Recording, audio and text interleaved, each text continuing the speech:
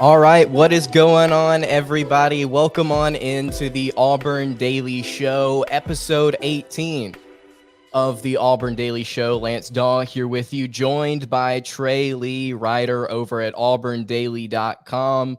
Trey, beautiful day here in Auburn, Alabama. Some great weather, some good baseball, just a lot of really good things going on around the program. I don't know why. This is just completely random. I don't know why I had the overwhelming urge to open the show with "What It Do, Baby." For some reason, I don't know why. My mouth opened, and that was what was about to come out. And then I was just like, I gotta pull this in reverse. But yeah, it's just a really good day during the off season to kind of talk some different things, some Auburn football, some Auburn basketball. You put out an article recently, Trey, about looking at some of the top prospects in the state of Alabama at the quarterback position. And I kind of wanted to go through those today with you and just kind of talk about what you've seen out of some of those guys, maybe some of the numbers you've got, just overall where Auburn maybe would stand with them if they wanted to recruit some of these guys. Before I get into that, though, I wanted to ask you an interesting question.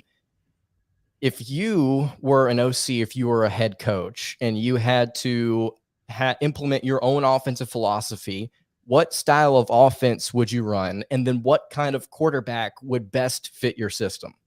Well, Lance, I'm glad you asked that question. I gravitate, obviously, probably more towards the running quarterback, the mobile guy, the one that can kind of make it happen on his own. If I picked a quarterback, it would probably be someone like Nick Marshall or even, Earl Woods out of Hueytown that we're going to talk about today. Yep.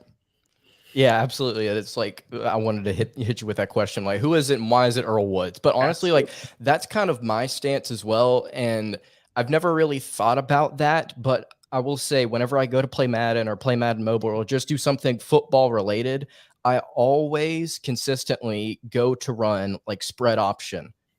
And what I'll do with Madden Mobile is I will play with either the Ravens or play with a quarterback that's got a lot of speed, and I will literally just run read option all the way down the field or run different iterations of it. That's just the way that I like to do it because that's what I grew up watching with Nick Marshall. So it's kind of like support the troops, like your shirt says. Exactly. Support the troops. Run the triple option. That's what we're about, baby. AUshirts.com. What's going on, Hot Man? Hanging out in the chat with us. Good afternoon to you as well, War Eagle.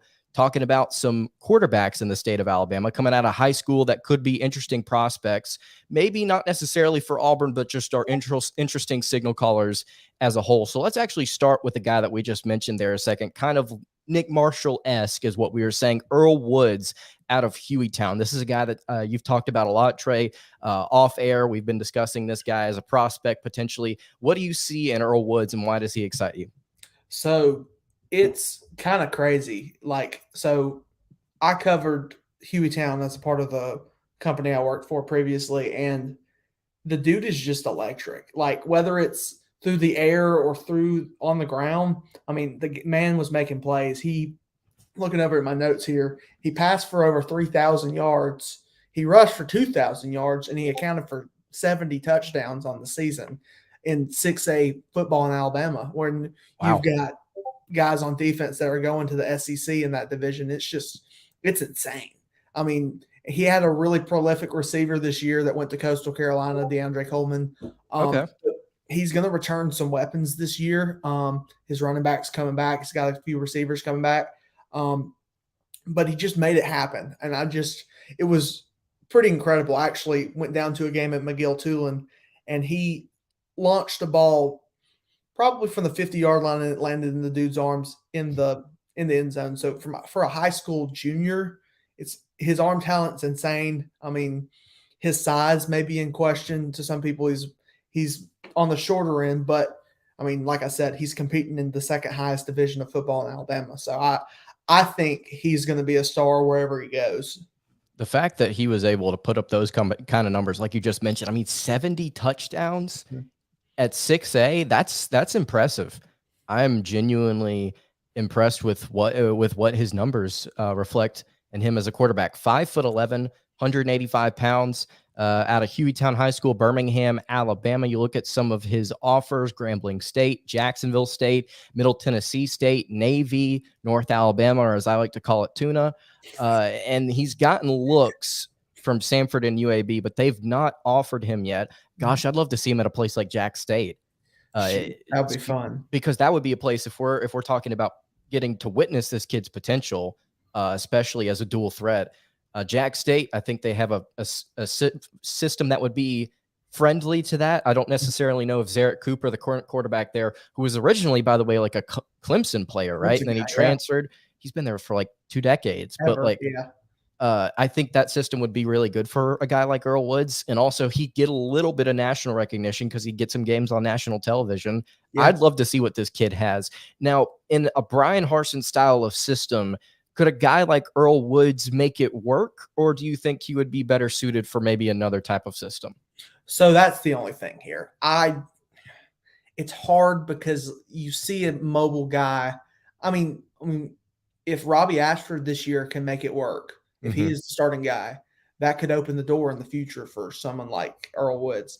But right now, I don't see it based on like he seems to be more of a run first kind of guy. Like, while he did pass for all those yards, I from watching him, I feel like he's more of a like, okay, I'm going to get it with on the ground game kind of quarterback. And I just don't see Harsin jiving with that.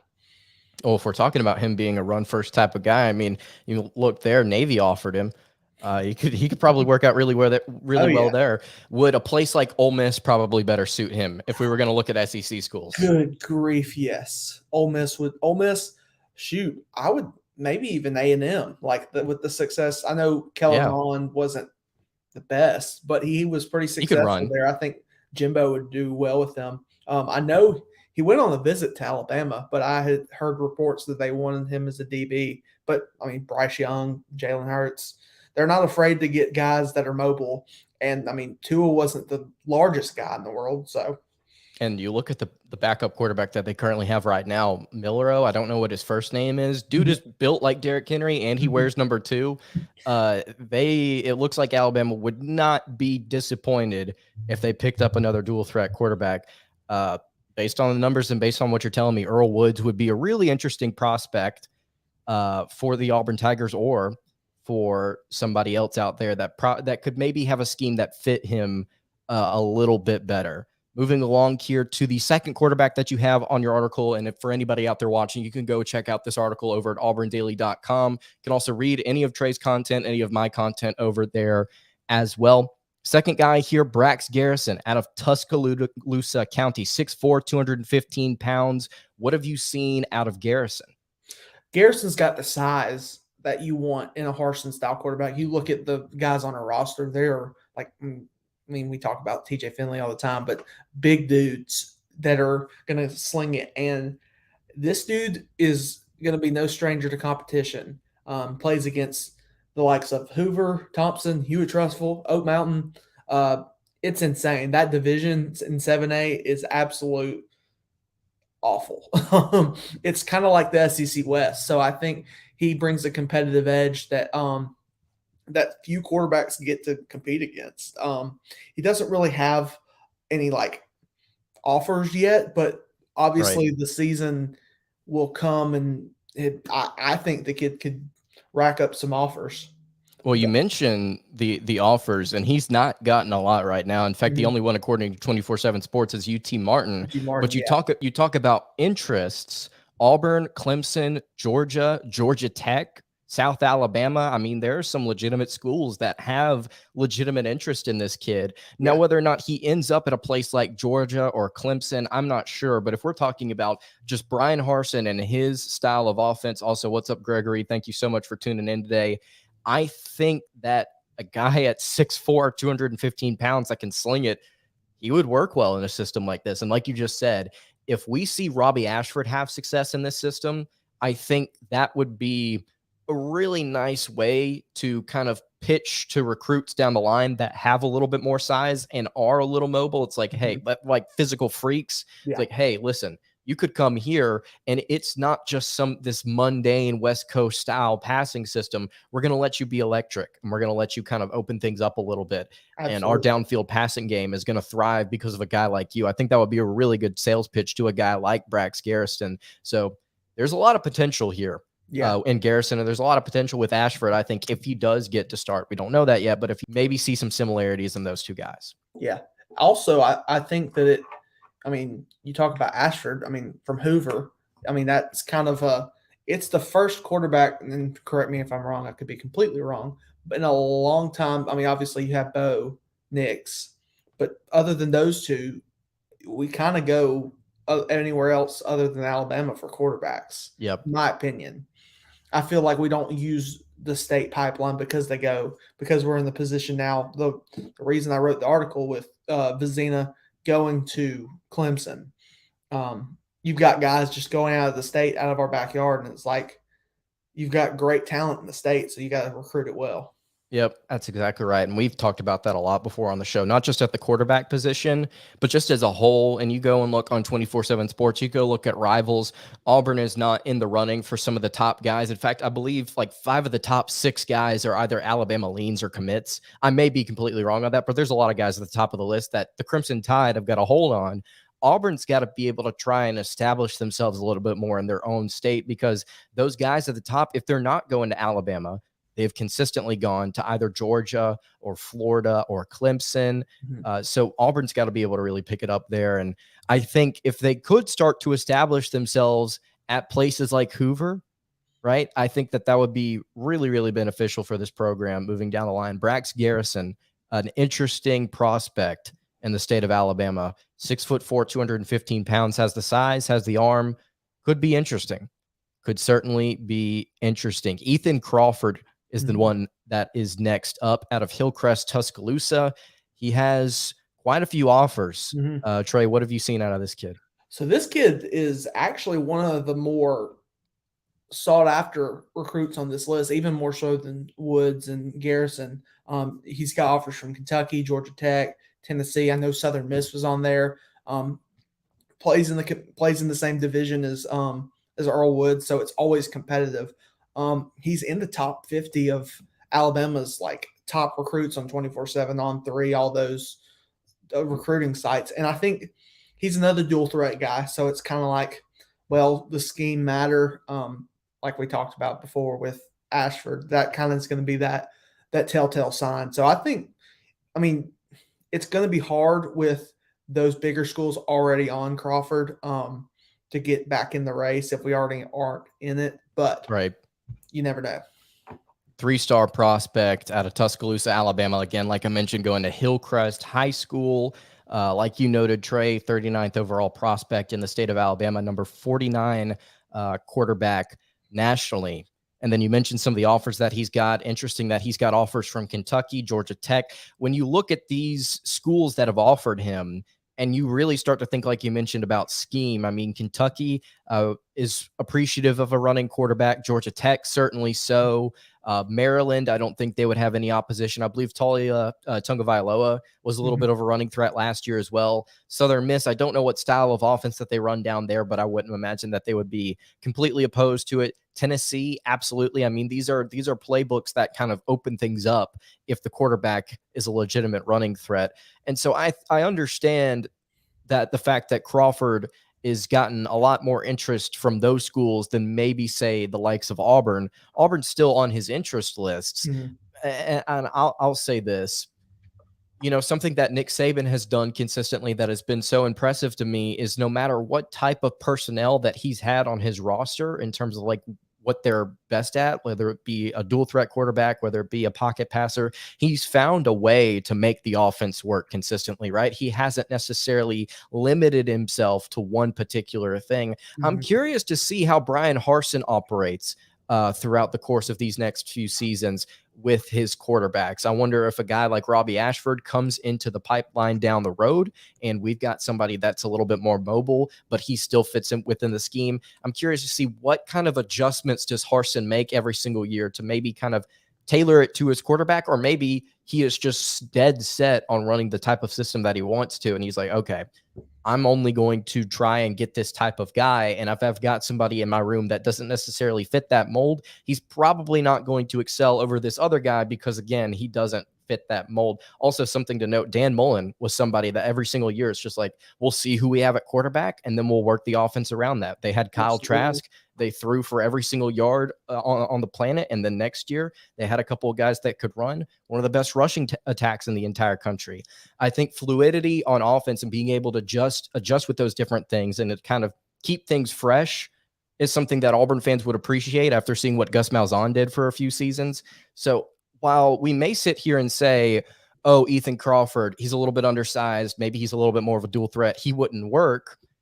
While that may be accurate now, I'm curious to see if we're saying the same thing 4 or 5 years down the road. I'll be like, well, actually, Brian Harsin can make those guys work, and actually it's complementary to his offense because of these different reasons. So I don't want to necessarily rule out a guy like Crawford, but as of right now, based on what we understand, he probably would not be the biggest target on Auburn's list. I mean, you look at the guys that they've gone after, Christopher Vizina. I mean, he's more of a pocket passer type of guy. There's one guy right now out of Memphis that they're looking at, Brock Glenn, I believe, definitely more of a pocket passer. So maybe that is just what Auburn's after. But I think we're going to get a couple more years to really figure it out if that's what the Tigers are all about. For sure. Let's see. Moving along here. This one is this guy on the list is probably my favorite simply because of his last name, Josh Flowers out of Baker. No correlation to Quentin Flowers, quarterback from South Florida.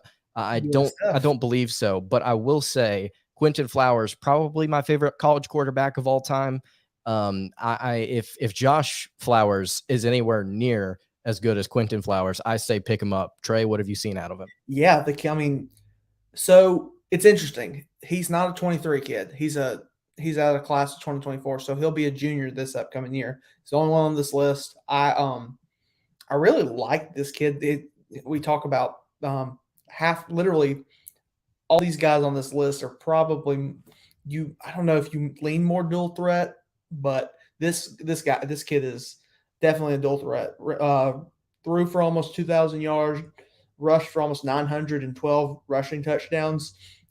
Pretty competitive division down in Mobile, 7A down in Mobile at Fairhope, all those juggernauts. I mean, he didn't start the first game. He came in, I think, halfway through the first game and won the job, and it was his job from then on. So he was I do remember he was one of the Alabama sports writers honorable mentions on the year for All-State. So the kid, he's got the accolades, got the size,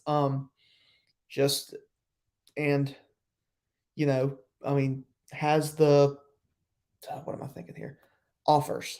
He got for sure. Alabama and Florida already. Yeah, you look at his offer sheets, already got offers from Alabama and Florida. You got to love what he brings. If you're talking about this kid being a dual threat, man, 6'3", 210 pounds. Listen, if you are a dual threat at that size, very pleased with that, right?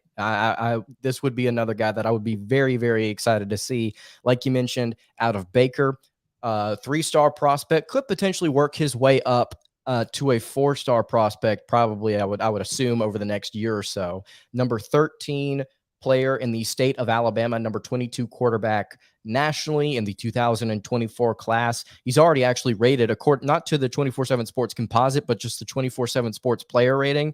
He's actually already graded as a 4-star at 90 even. So he may work his way up to mid to high 4-star by the time everything's all said and done. But you like the athleticism from a guy of that size. And if he's already got interest from 2 top tier SEC schools, not necessarily, if we're talking about Florida right now, I mean, they still recruit really, really good talent, but I'm just saying, like, this is an interesting prospect. And while, again, like we were talking a second ago, don't know if it's necessarily what Harsin and his staff are looking for, but it would certainly be an explosive prospect to bring on to the Plains. Mhm. If this were still, and I know it's not, but just for fun, hypothetical here, if this were Gus Malzahn's system, would you take Josh Flowers? Absolutely. He'd be behind Earl Woods, but Be sitting behind Earl Woods. but shoot, I mean, you get this kid that's like a taller Nick Marshall almost. Would you think? What would you say? Or a more mobile Yeah. Jeremy Johnson ish Yep. with more accuracy and Jeremy Johnson. Yeah, It's probably going to make some people mad, but honestly, hey, I'll say this real quick. You go and look back at Jeremy Johnson's statistics, they're not awful. They're not like end of the world awful. It's just that he threw like 6 picks in 3 games and then he got benched. But outside of that, like I'm not saying that he was a great quarterback. I'm just saying that it's not as bad as I think as people remember it to be. Now, would I take him right now over TJ Finley, Calzada, or Ashford? Probably not. Probably not. But I'm just saying it's not as bad as some people remember.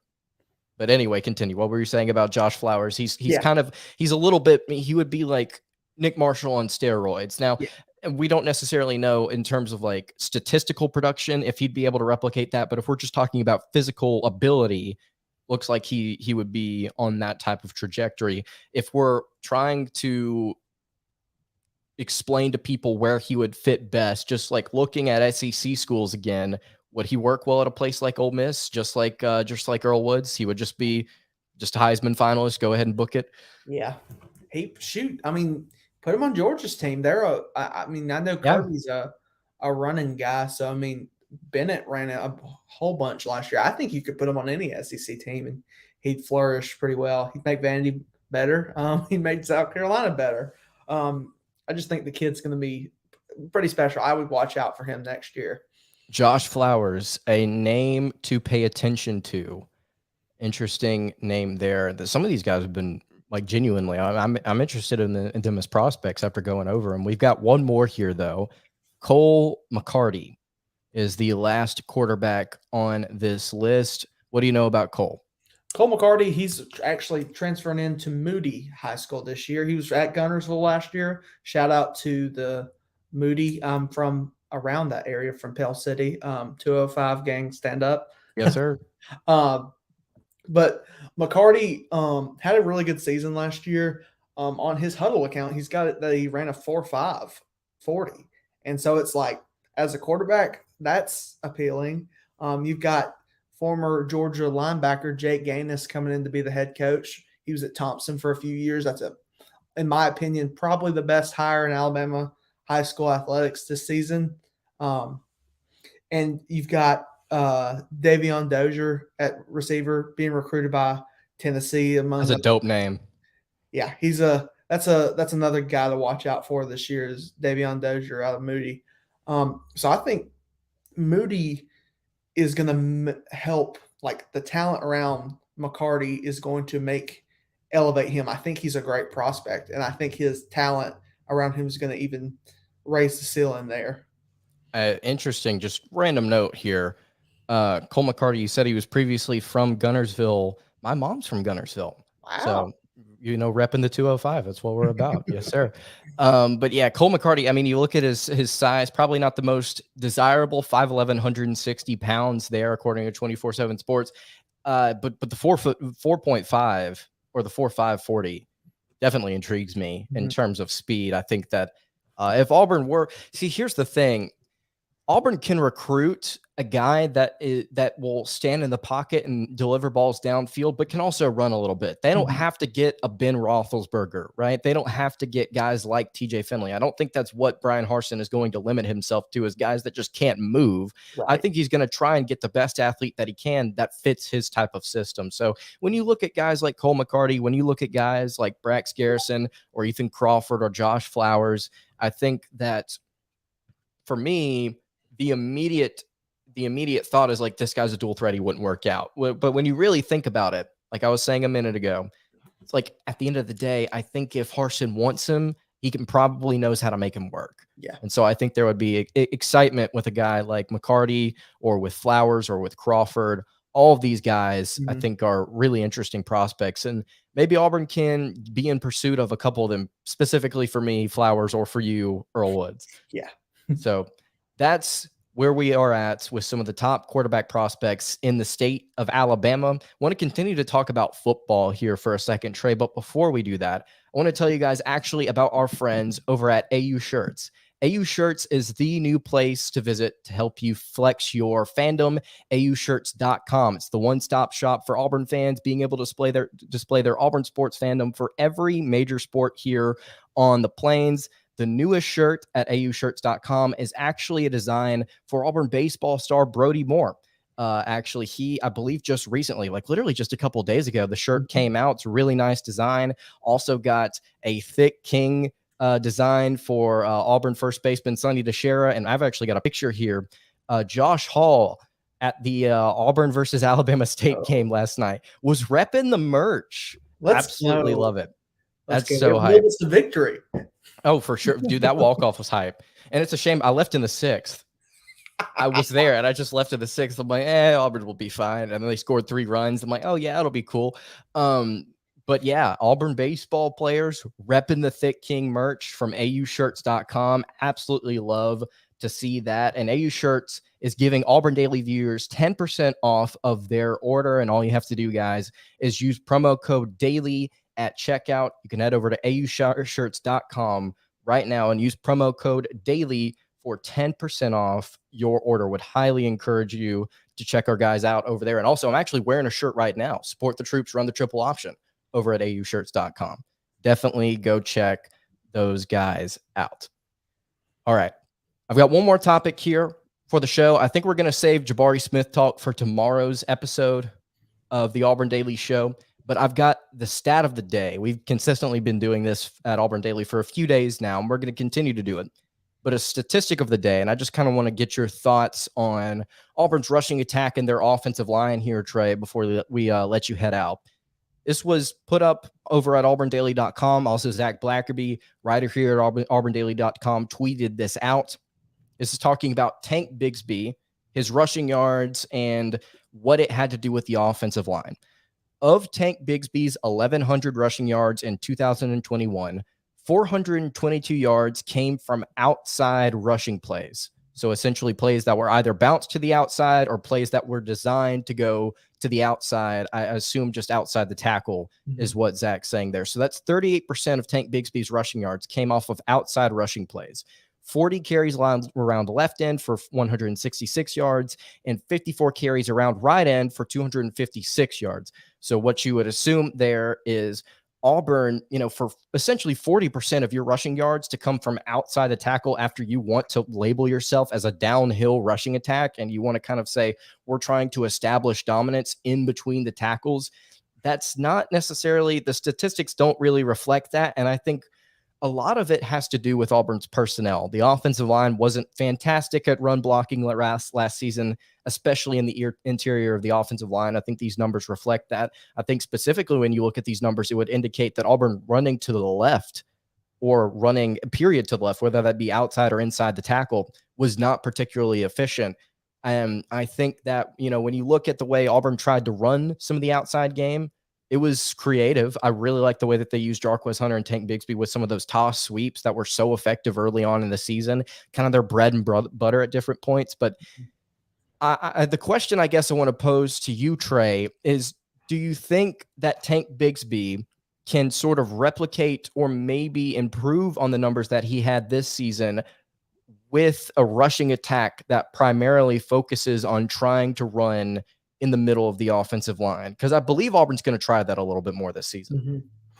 I hope so. I think, we talked a few weeks ago about my bold predictions, and one of them was Auburn winning the SEC West. And the reason I said is because Tank Bigsby is going to run the show. I think it's going to be interesting because you do return that offensive line that wasn't great last year. We've already heard reports that there's some shakeup there with Zaire starting at tackle. It comes down to, can Brahms get off at the line of scrimmage, can help that middle of the offensive line get off and help Bigsby? And I think, obviously, Tank like the stat says, has a tendency to bounce out a good bit, and we did design a lot of stuff to go out. But I think if we start at the beginning of the season by continuously like making that a point, I don't know, by the time we hit the Georgia game, it could be our identity. Right. And I think that while the offensive line wasn't particularly impressive last season, you've got to like the experience Auburn has up front this year. And I think just the question is, do some of these fifth and even sixth year guys, do they take a step back after another offseason of conditioning and another offseason in a new system? I don't think they do. And so, like you said, Trey, this is essentially my answer is I hope they do. I hope some of that these really experienced guys are able to figure things out and get a little bit of a push, specifically talking about Nick Brahms. And also, I don't know if Brandon Council is going to start at left guard, but if he does, as a graduate kind of guy, he's got to be able to step up and perform as he has whenever he hasn't been injured. But point being, Keandre Jones, Nick Brahms, Brandon Council, whoever's going to be on the interior of that offensive line, they've got to be able to work out how to consistently get a push up front, right? Because that's what Harsin wants this offense to be. And in order for his offense to succeed, he's got to be able to have his personnel go out there and execute consistently. And so I trust in Tank Bigsby. I think that he's really, really good in terms of his vision. He's got good speed. He's physical when he needs to be. He's elusive whenever he needs to be. Overall, just a well-rounded back. But this offensive line has got to be able to help him out. And I'll say the same thing for Jarquez Hunter. I think Jarquez is a little bit more of a power back. And so if we're talking about Auburn just running up the gut, I think they've got to be able to help those guys out. If Tank Bigsby is able, let's say he surpasses those numbers, 1,100 rushing yards, what do you think Auburn's ceiling is as a team? If they're really able to perfect the craft of running downhill and they're able to pile up some rushing yards, what's their ceiling as an offense, do you think? Honestly, I think it's three losses. I'm thinking Alabama, Georgia, A&M, or another fluke. Sure. If we can get an identity quick, and like we've talked a lot about here, those first 5 games are huge. And if we can get an identity there, it's a track meet to the rest of the way. And if we can get momentum, it can just keep going. Right. And I think that, that's the huge concern, right? That's the huge question this season is if Auburn's going to have a successful year, what needs to happen? And from what I can tell, a lot of people that in the media sphere have said it's got to be the offensive side of the ball improving. And so if Auburn can get up to 36, 37, 38 points per game, they can get to 9-3, 10-2, because I think that if they're controlling games with their rushing attack, it gives their defense a little bit more time to rest, unlike last year when Auburn struggled to get off the field on third down. And it also helps out your quarterback. And I don't think necessarily Auburn has the tools to be an explosive passing game this season. If they can kind of just utilize the passing game whenever they want to rather than have to consistently, I think that really, really helps the offensive line out, helps the whole. And then again, like I said, on the defensive side, gives them a little bit more time to rest. I think that unit is going to be solid. Questions about the secondary, but I think they've got enough guys there to figure out what's going to happen in the backfield there. But overall, there's potential for this rushing attack to get better. I hope it does. And if it does, we could be looking at a decent season. So a lot of Auburn's success this year, I think, stems around Tank Bigsby being healthy and the offensive line taking a step forward. And you can say what you want about quarterbacks. That's obviously a huge part of it as well, but the offense is a group thing. It's not just one person. And so I think focusing a little bit on the rushing game and acknowledging the potential with that this offseason is just as important as talking about who's going to be under center. So that's my take on that. And that's going to do it for today's episode of the Auburn Daily Show. Trey, thank you so much for coming on. If you guys want to go check out Trey's content, any of the articles we talked about today, they're up over at auburndaily.com. You can follow the show on Twitter at SI_Auburn. You can also follow us on Facebook. Just search Auburn Daily. We will be broadcasting tomorrow at 4 p.m. Going to be talking more Auburn football, more Auburn basketball. We live stream every single weekday on Facebook, on Twitch, on YouTube. Again, 4 p.m. Central Time. All right. Thank you so much, everybody, for watching another episode of the Auburn Daily Show. Hope you have a great rest of your afternoon, and God bless.